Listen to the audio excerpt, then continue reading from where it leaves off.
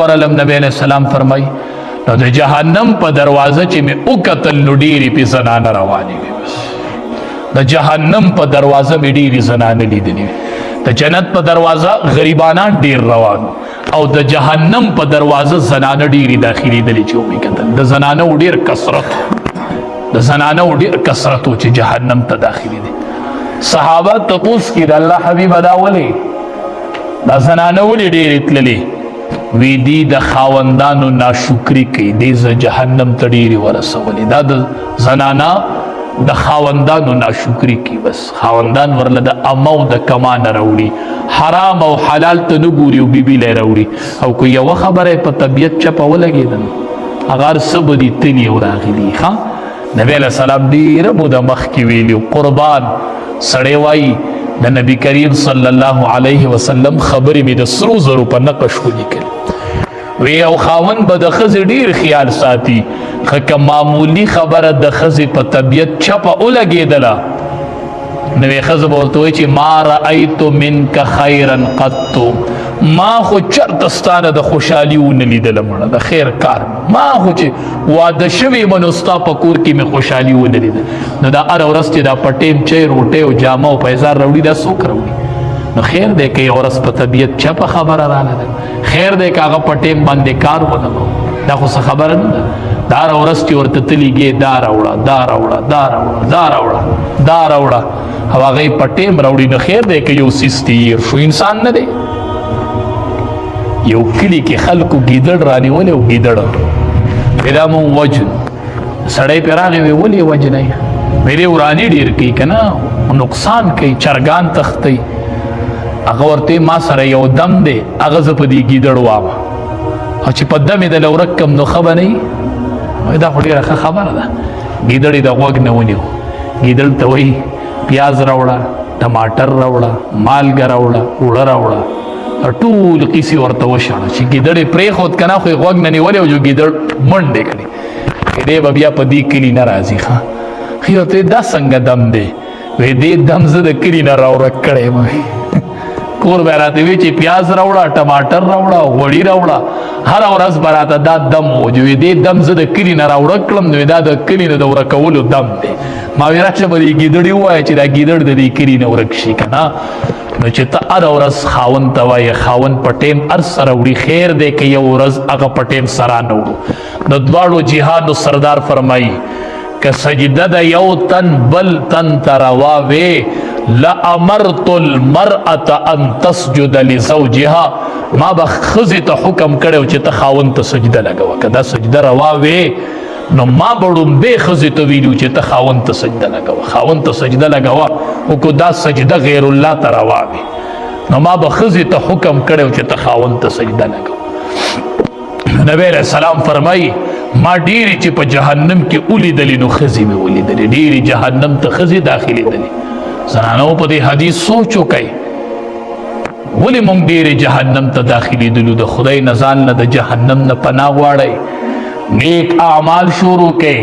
د دواړو جهادو سردار وفرمایل وی زه به نه یمه صنفان من اهل النار دوه ډلې به راشي او دواړه به جهنمیانې خطس به یې وینې زه به نه یم او دوه ډلې به راځي او دواړه به جهنمیانې ډلې ښه دا دوه ډلې به راشي.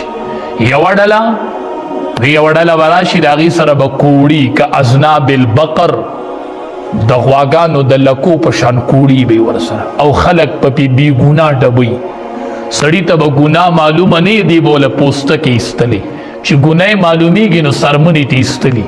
یوه ډله دا ده ښه دا به جهنم ته ځي دا وپېژنئ بې ګناه به یې په سړي را باندې کړي او سړی به وایي یوه به دا جهنم ته ځي دا په نارینهو کې ده او یوه بله ډله چې راشي جهنمیان به تاسو به یې ووینئ ابه زنانۍ نساء عاریات کاسیات مائلات ممیلات زنانه به راشي جامې به یې اغوستي او بربنډې به یې داسې زنانه به وی راشي دا نبی علیه السلام ویلي زه به نه یمه خدا به راشي جامې به یې اغوستي او بربنډې به یې معنه څه ده ګورئ د حدیثو محدثین دوه ترجمې کوي ځان له ښه غوږونو کې زه وتې کوي محدثینو د دې دوه ترجمې لیکلي چې څنګه به جامې اغوستې بربنډې وي. یوه ترجمه دا ده چې لباس به ډبل اغوستې، جامې به ډبلي، خو دومره لنډې تنګې به یې جوړې کړي چې هر اندام به یې پکې پیژنده شي چې دا یې پلان کې اندام. بس بیا پې ځان له سوچ وکړې، دا محدثینو لیکلي دي.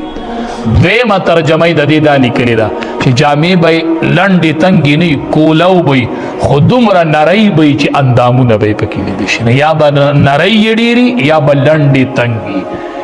ای زما خویندو، ای زما میندو، معامله د آخرت ډېره ګرانه ده، معامله د آخرت ډېره ګرانه ده. آخرت ته څه شی مه پرېږدئ. معامله د آخرت ګرانه ده، معامله د آخرت ګرانه ده. نبی علیہ السلام وی خلق بزان طرف ته میل کی او پخپله به خلقو ته میل کیږي. داسې لباس په اختیار کړی چې نارینه ورته ګوري نه دی به ورته میل کیږي، او دا لباس په د دې دپاره چې خلق بزان طرف ته راواړي. دا امام الانبیا ویلي دي، قربان د امام الانبیا د خبرې نه چې دی کم وخت کې ویلي خو یې داسې به راشي. خو یې زه درته ړومبی وامه چې دا جهنمي ډله ده. ګورې چې پته درته لګي. او یوه بله نښه درته هم د دغې زنانو ښیمه، رؤوسهن کاسنمة البخت المائله، سرونه به یې د اوښ د کوب په شان د ایستلي، د اوښ د کوب په شان سر به یې. تاسو لیدي دي زنانو دلته یوه چونټقه کړي او نری لوپټی پې ورچولي، لیدي دي چې په لار روانې ته به وایي دا د اوښ کوب دی. ښه قربان د امام الانبیا د خبرونه چې د سرو زرو په نقش سړي ولیکلی چې دا نبی علیه السلام کله ویلي. وی سرونه به یې داسې وي لکه د اوښ کوبو، دلته به یوه غونټچه جوړه کړي او لوپټه به یې پې ورچولې، دا چونټخ په پسې داسې وروسته وي، دا چونټخ په رواني. دا زه نه وامه، دا بل مولي صاحب نه وایي، دا د ټولې دنیا استاذ، د ټولو انبیو امام نبی کریم صلی الله علیه وسلم ویلي. دا ځان ته یادوئ زنانو چې دا پیغمبر ویلي دي. او بیا یې وروستو څه وي نبی علیه السلام وی دا زنانه چې کله وینئ نو دا جهنمیانی دي. لم یجدن رائح الجنه، په دې زنانو باندې د جنت بوی هم حرام دی. بوی به پیم د جنت نه لګي، بوی به پیم نه لګي. او احادیث مبارکو کې راځي چې سړی د جنت او ستا ترمنځ 40 کاله فاصله، ستا نه دا جنت دومره لري که نه چې ستا او د جنت ترمنځ 40 کاله فاصله، ته به دلته بوی محسوسوي چې دې طرف ته جنت دی. ښه د جنت داسې بوی دی، د جنت داسې خوشبویي ده چې هغه به د 40 کالو په فاصله کې دلته سړی محسوسوي چې دلته جنت. او نبی علیه السلام فرمایي په دې زنانه وی بوی حرام دی، بوی پې حرام دی. زنانو د الله کلام ته وګورئ، د الله کلام ته وګورئ، د الله د دې کلام خاطر وکئ. یدنین علیهن من جلابیبهن، دا د قرآن یو درون حکم دی چې په ځان باندې درانه لباسونه راواړوئ، درانه لباسونه، وجود ته درانه لباسونه واغوندوئ. د آخرت سختې ډېرې ګرانې دي، د آخرت سختې ډېرې ګرانې دي. یدنین علیهن من جلابیبهن، په ځان داسې درانه پړونې راواړوئ. او په دې بعضو برقو ځان مه دوکه کوئ. ها دی وایي دا برقه ده. زه درته د برقې تعریف کوم چې برقه څه ته وایي. ښه هغه بیا ګورئ که هغه تعریف ورته صادقېدو جو برقه به وي او چې نه وه جو نه به وي. هر هغه برقه چې هغې کې د زنانه وجود، موټاوالی او نریوالی او اندامونه نه معلومیږي. ښه اوس پې ځان له سوچ وکړئ چې دا به کومه برقه وي نو ښه چې د زنانه زینت پټ کي، د زنانه ښایست کي پټ کي، دا برقه ده. نو چې ښه د زنانه زینت ښکاره کي نو دا برقه ده.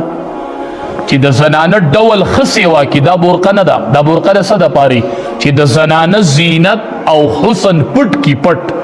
نو چې داسې برقه واغوندي چې ښه وله حسن سیوا کي نو دا برقه نه ده. بیا په دې ځان مه دوکه کوئ. ښه برقه دې لپاره د قربان بیبي فاطمه رضی الله تعالی عنها چې وفات کیږي نو تپوس کوي، وایي ما به په کم کټ کې اوچتوئ، ما به په کم کټ کې وړئ. زنانه ورته وایي ما له داسې کټ وګورئ. هغې وخت کې خو دا نه اوس راووتلو. د جوماتونو کې م لیدلي دي داسې کال دغه چې جوړ دي، سړی پکې دنده د مړي لاش کېږي او د پاسه پې کمبل واچ، بلکل د مړي پته پکې نه لګي که نه، داسې جوړ دي. هغې وخت کې خو دا نه و که نه، د زنانه راټول کړي وي مال به دسی زنګو غونته وګورئ چې دسی د پاسه اوچتې دسی کلري چې تاسو کله په ما کپړه واچوئ چې کپړه زما د وجود نه اوچتې چې په ما نه پرته چې زما د وجود موټاواله او نریواله پکې سکون ویني چرته او جنازه به د شپې اوچته کوي د شپې چې زما د وجود موټاواله نریواله سکون وي ځکه خو نبی علیہ السلام فرمایي فاطمه سیدۃ النساء اهل الجنه فاطمه رضی الله تعالی عنها د جنت د ټولو ښځو سردار د جنت د ټولو ښځو سردار هغې داسې د وجود حفاظت کړی داسې وجود بچ کړی دی چې د مرګ نه پس ورسره غم دی وي داسې کټ کې مې لاش ور واچوئ چې د وجود موټاوالی نریوالی نه مې څوک خبر نه شي زنانو داسې ژوند تیر کړی چې کله د پردي حکم راغی او نبی علیه السلام بیان نو چې زنانه په بل چا کره په کور کې وي نو ماشومانو ته سوال جواب وکړو پرده راوړئ چې د دې کور او وزونو چې مونږ پرده په ځان ورچولي ځکه د الله حکم راغی بس چې د میلمه د ګاونډي په کور کې او پردي حکم راغی د ګاونډي په کور کې په ځان پرده راواچوي بس د دې کوره به بې پردي نه اوسم د دې کوره به بې پردي نه اوسم یدنین علیهن من جلابیبهن په ځان وي درانه پړونې روان وي ځکه نبی علیه السلام فرمایي چې د جهنم په دروازه مې ودرېدلمه نو ډېرې زنانه روانې وي جهنم ته ډېرې زنانه روانې وي الله دې ته حفاظت وکړي زموږ د ټولو دی الله د جهنم نه حفاظت وکړي 100 کاله چې د جهنم اور بل شي نو رنګ بدل کړي رنګ داسې اور دی ښه 100 کاله پس کلر بدلی کلر داسې اور دی د دنیا معمولي اور ته سړی نشي ټینګ